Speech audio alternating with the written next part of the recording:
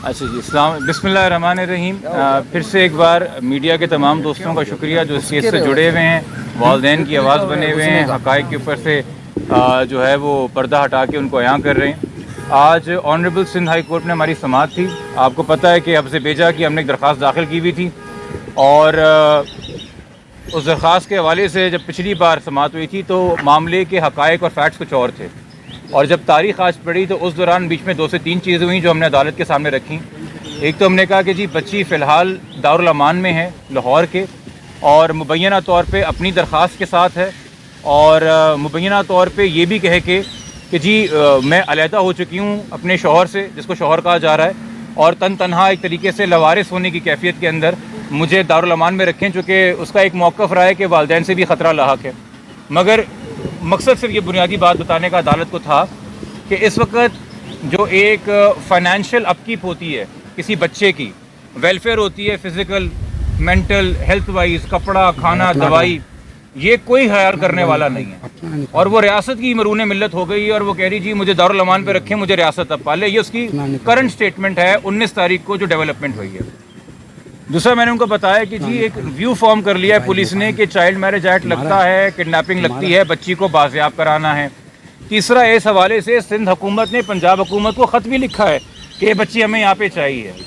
तो मैंने दरख्वास्त की अदालत से की, मैंने पहले कन्फेस किया कि देखिए मैजिस्ट्रेट के ऑर्डर के तहत दारुल अमान के अंदर जो प्रेजेंस है बच्ची की, उसको मैं इलीगल कन्फाइनमेंट नहीं कह सकता फ़िलहाल, क्योंकि बच्ची ने खुद से एक दरख्वास्त दाखिल की। तो इस वक्त जब तक तहकीक ना हो जाए कि दरख्वास्त दाखिल करवाई गई थी या खुद से की थी, तो हम फिलहाल नहीं कह सकते कि ये लीगल कन्फाइनमेंट है। तो मैं कोई अनफेयर स्टेटमेंट नहीं करूँगा।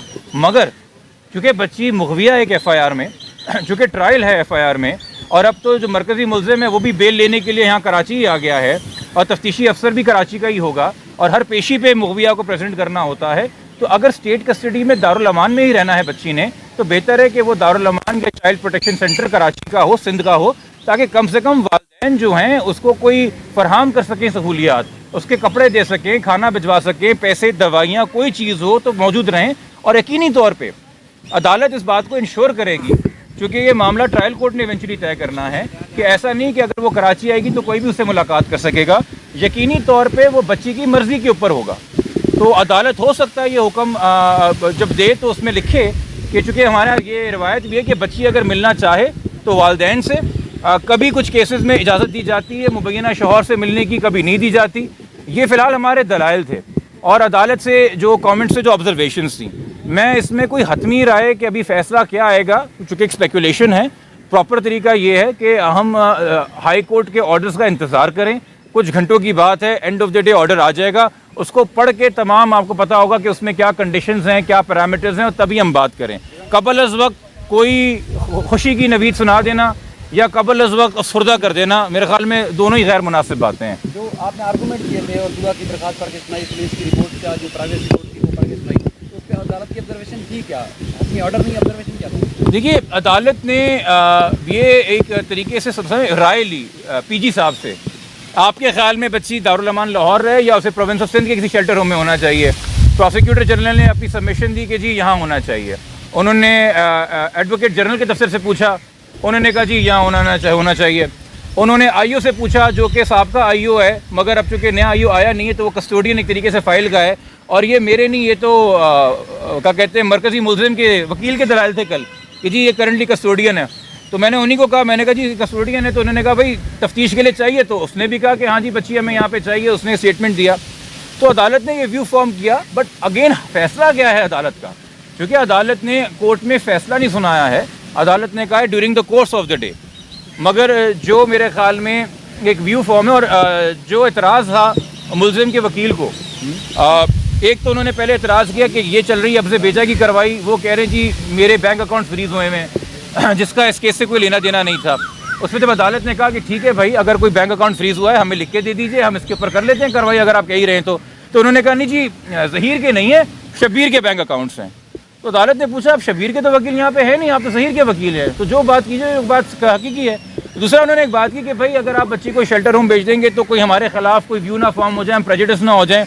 देखिए, जब बच्ची को पहली बार भी आज़ाद किया गया था, जिसके ऊपर बड़ी तनकीद की गई हाई कोर्ट पे, उसमें भी आप नोट करें हाई कोर्ट ने लिखा है कि जो FIR के मामलात हैं, जो फैमिली कोर्ट के मामलात हैं, उस पर हमारा फैसला जो है वो हावी नहीं होगा। वो वहाँ पे पटिशनर जाए, अपने मामलात खुद परसू करे।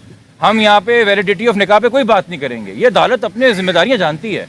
तो आज का यकीनी तौर पर जो फैसला होगा वो मेरिट्स के ऊपर हतमी राय नहीं होगी, मगर हाँ, बच्ची की कस्टडी कहाँ रहे, किधर मौजूद रहे, और जब यहाँ आएगी तो मेरी तवक्को है कि देखिए, ये आपने एक चीज़ नोट की कि आगे बढ़ के इनिशिएटिव लेके, चूँकि एक ही पार्टी की हुकूमत वफाक और पंजाब में है, सलमान सूफी साहब ने आगे बढ़ के खुद मीडिया के पूछे बगैर ट्वीट करके अपना एक नीयत अनाउंस की कि बच्ची जो हमने चाइल्ड प्रोटेक्शन सेंटर शिफ्ट करना है।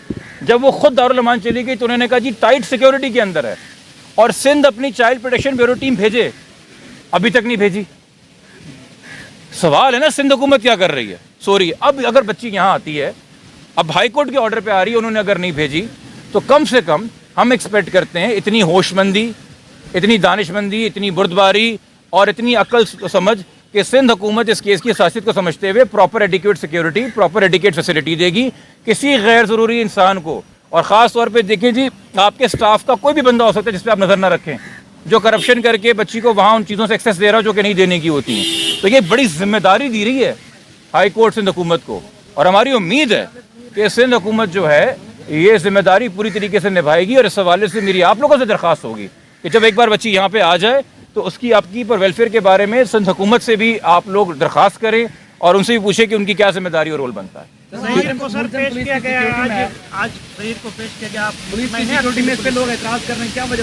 देखिए, पेश किसी को नहीं किया गया है। एक इंसान किन्हीं भी हालात में, किन्हीं भी वजूहात के ऊपर एक बेल लेके आया है मुल्तान से, तो वो खुद आया है, वो बेल के ऊपर है।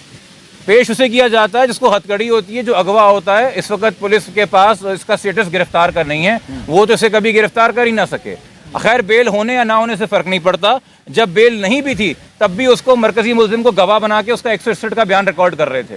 तो पुलिस की जो कार्रवाई थी वो तो अदालत ने हुक्म फरमा दिया ना, आयु चेंज कर दिया, तो मैं क्या तबसरा दूंगा? तबसरा तो गुज़िश्ता रोज़ पुलिस पे जज साहब ने खुद दे दिया। बहुत माकूल बात है और बिल्कुल मैं इस बयानी को सपोर्ट करता हूँ, मगर मैंने जो पहले जिस चीज़ से इशारा किया था वो है कि उस बयानी की ओनरशिप सिर्फ बच्ची को यहाँ पे लाना नहीं है, चूँकि वो हमारी क्लाइंट्स की, साइमा साहिबा की और काज़मी साहब की बच्ची है। माँ की आगोश से बेहतर कोई शेल्टर नहीं होती। आप उसे ऑल्टरनेट कर रहे हैं ना, ऑल्टरनेट कर रहे हैं, तो फिर सिंध हुकूमत को वो आगोश देनी होगी। सिर्फ बच्ची को यहाँ लाना नहीं होगा, वो केयर, वो नर्चरिंग, वो मैटरनल लव, वो सेंसिटाइज ट्रेंड लोग, चाइल्ड थेरेपिस्ट, साइकोलॉजिस्ट, कुछ भी बच्ची को मुहैया करने होंगे। और सिंध हुकूमत चाहे तो आगे बढ़ के कर सकती है, या इसको बस नॉर्मल रूटीन बना के। चूँकि मुझे फ़र्क नज़र आया वाज़े कि मुझे स्ट्रेटेजिक रिफॉर्म्स यूनिट जो पंजाब में और फेडरल में है, वो मुझे हसास नज़र आए बच्चों के मामले से अपने मौक़िफ़ में। यहाँ ऐसा लगता है कि जी भेड़ चाल है।